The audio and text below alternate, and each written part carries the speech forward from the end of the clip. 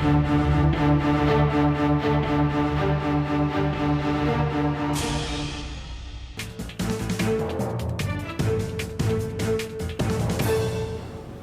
കാക്കാൻ കുഞ്ഞാലിക്കുട്ടി വേണോ എന്നാണ് സൂപ്പർ പ്രൈം ടൈം ആദ്യം ചർച്ച ചെയ്യുന്നത്. ശ്രീ അബ്ദുറഹ്മാൻ രണ്ടത്താണി, ലീഗിനെ സംബന്ധിച്ച് പാർട്ടിയുടെ ഉരുക്കു കോട്ടയാണ് മലപ്പുറം. എന്നിട്ടും എന്തുകൊണ്ടാണ് കുഞ്ഞാലിക്കുട്ടിയെ പോലെ ഒരു കരുത്തൻ തന്നെ വേണം അവിടെ എതിരാളികളെ നേരിടാനെന്ന് ലീഗ് കരുതുന്നത്?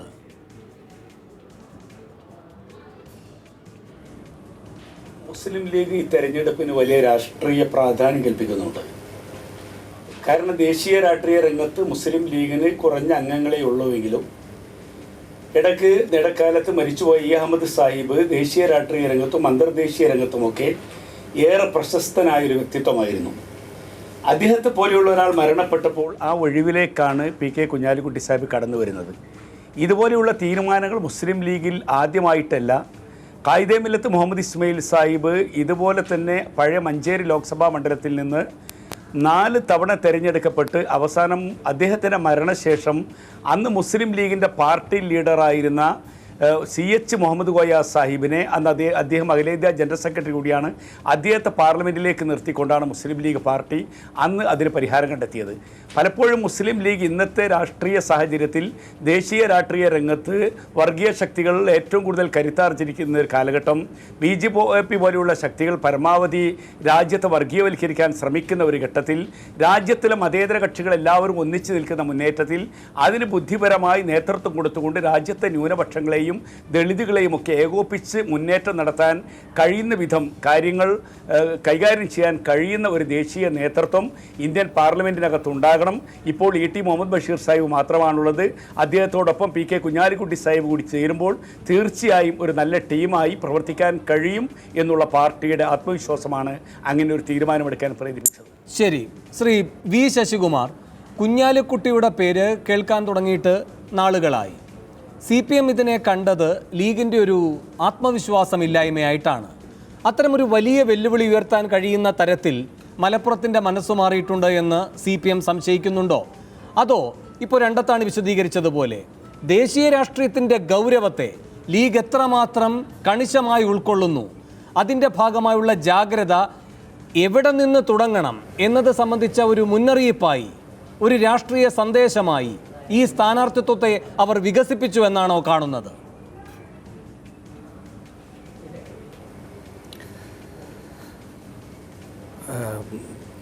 മുസ്ലിം ലീഗിൻ്റെ സ്ഥാനാർത്ഥിയായി കുഞ്ഞാലിക്കുട്ടി സാഹിബിനെ പ്രഖ്യാപിച്ചിട്ടുണ്ട്. അത് കുറേ ദിവസമായി പറഞ്ഞു കേൾക്കുന്നുണ്ട്. പക്ഷേ ഇന്നെങ്കിലും ഈ പേര് പ്രഖ്യാപിച്ചില്ലായിരുന്നെങ്കിൽ ഒന്നിലേറെ പേരുകൾ വരുമായിരുന്നു എന്ന വർത്തമാനമാണിപ്പോൾ പുറത്ത് ചുറ്റിക്കറങ്ങിക്കൊണ്ടിരിക്കുന്നത്. അത്രയേറെ മുസ്ലിം ലീഗിൻ്റെ ആഭ്യന്തര രംഗത്ത് വിവിധ പേരുകൾ ഞാൻ തയ്യാർ എന്ന് പറഞ്ഞുകൊണ്ട് മുന്നോട്ട് വരുന്ന കാഴ്ചയാണ് കണ്ടത്. ഇ അഹമ്മദ് സാഹിബിൻ്റെ മകൾ തന്നെ എന്നെ പാർട്ടി പറഞ്ഞാൽ ഞാൻ മത്സരിക്കാൻ തയ്യാറാണെന്ന് പറഞ്ഞ് മുന്നോട്ട് വരുന്നതാണ് നമ്മൾ കണ്ടത്. അതിനൊക്കെ പാടൊരു പരിഹാരം നിർദ്ദേശിക്കാൻ ഒരു മുതിർന്ന നേതാവ് എന്ന നിലയിൽ അവർ നിശ്ചയിച്ചതായിരിക്കുമെന്നാണ് ഞാൻ കരുതുന്നത്. രാഷ്ട്രീയമായി മുസ്ലിം ലീഗ് ഈ തെരഞ്ഞെടുപ്പിനെ കാണുമ്പോൾ മുസ്ലിം ലീഗ് ഇതുവരെ പറഞ്ഞിരുന്നത് ഒരു കോൺഗ്രസ് നേതൃത്വത്തിലുള്ള ഒരു ബദലിനെ കുറിച്ചായിരുന്നു, ഒരു മതേതര ബദലിനെ കുറിച്ചായിരുന്നു. മുസ്ലിം ലീഗ് ഒരു ന്യൂനപക്ഷ വർഗീയ രാഷ്ട്രീയത്തെ പ്രതിദാനം ചെയ്യുന്ന രാഷ്ട്രീയ പാർട്ടിയാണ്. ആ നിലയിൽ നമ്മുടെ ഇന്ത്യൻ രാഷ്ട്രീയ സാഹചര്യത്തിൽ ഹൈന്ദവ വർഗീയതയിൽ അധിഷ്ഠിതമായ BJPയുടെ വെല്ലുവിളിയെ നേരിടുന്നതിൽ മുസ്ലിം ലീഗ് ഉന്നയിക്കുന്ന ഈ നിലപാട്, മുസ്ലിം ലീഗ് സ്വയം മുന്നോട്ട് വരുന്നു എന്ന് പറയുന്നത് വിശ്വാസികളുടെ പോരാട്ടത്തെ നിങ്ങളിങ്ങനെ കോൺഗ്രസ് ആണ് ഒരു മതേതര ബദൽ, ലീഗ് ഒരു ന്യൂനപക്ഷ വർഗീയതയുടെ ഭാഗമാണ് എന്ന് പറയുന്നു എങ്കിൽ എന്തുകൊണ്ടാണ് ഒന്നാം UPA എന്ന് വെച്ചാൽ ലീഗ് അടക്കമുള്ള പ്രതിരോധ നിരയെ BJPക്കെതിരെ ശക്തമായി പുറമേ നിന്ന് പിന്തുണച്ച് കാവലാൾ റോളിലേക്ക് CPM നിന്നത്?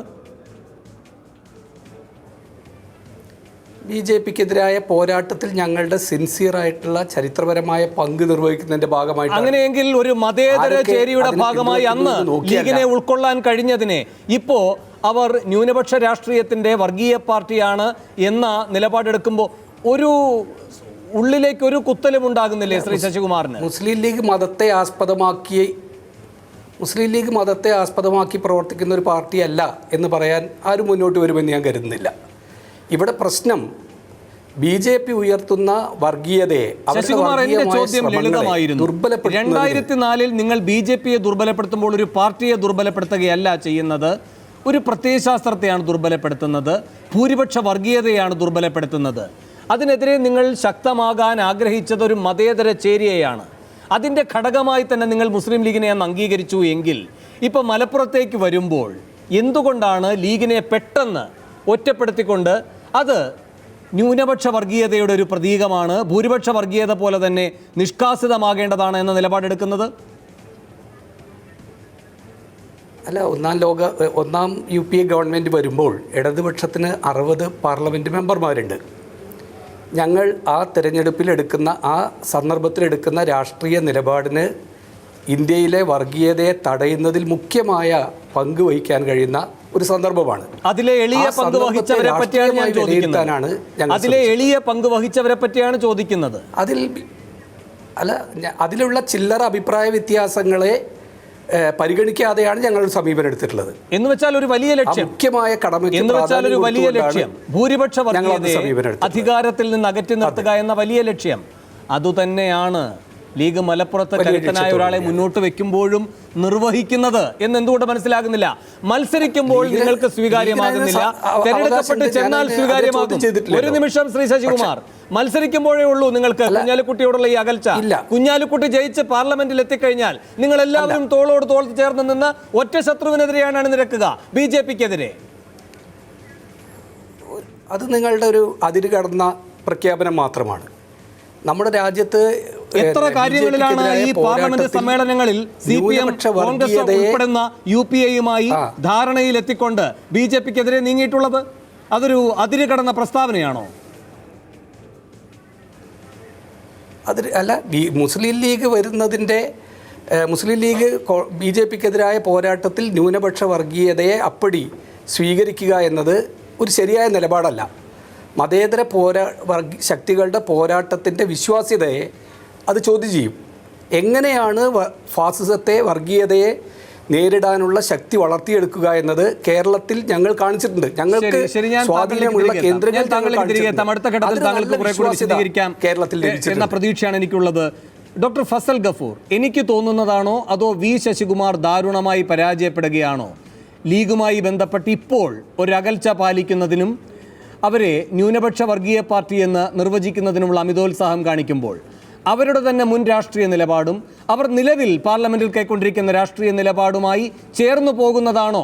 ഈ മത്സര രംഗത്ത് നിൽക്കുമ്പോൾ CPM കടുത്ത നിലപാട് ലീഗിനോട് പുലർത്തിക്കൊണ്ട് ലീഗിനെ പറ്റി നടത്തുന്ന ഈ വിശേഷണങ്ങൾ, നിർവചനങ്ങൾ? അത് ശശികുമാർ ആ കാര്യം എക്സ്പ്ലെയിൻ ചെയ്തതിനാൽ പരാജയപ്പെട്ടു എന്നാണ് എൻ്റെ അഭിപ്രായം. അതിൻ്റെ ഇടയിലൊരു കാര്യം പറയട്ടെ. ഞാൻ MES പ്രസിഡൻ്റ് എന്നുള്ള നിലക്കല്ല അഭിപ്രായങ്ങൾ പറയുന്നത്, ഒരു രാഷ്ട്രീയ നിരീക്ഷകൻ എന്നുള്ള നിലക്കാണ്. അതായത് ശശികുമാർ മറന്നുപോയെന്ന് പറഞ്ഞൂടാ. അതായത് ഈ അഹമ്മദിനെ മന്ത്രിയാക്കുന്ന കാര്യത്തിൽ കടുത്ത എതിർപ്പ് പ്രകടിപ്പിച്ചിരുന്നു CPM. ഇതേ ചാനലിൽ ആ ചർച്ചയ്ക്ക് വന്നിട്ടുണ്ട് നമ്മൾ, മാതൃഭൂമിയിലല്ല, ചാനലുകളിൽ.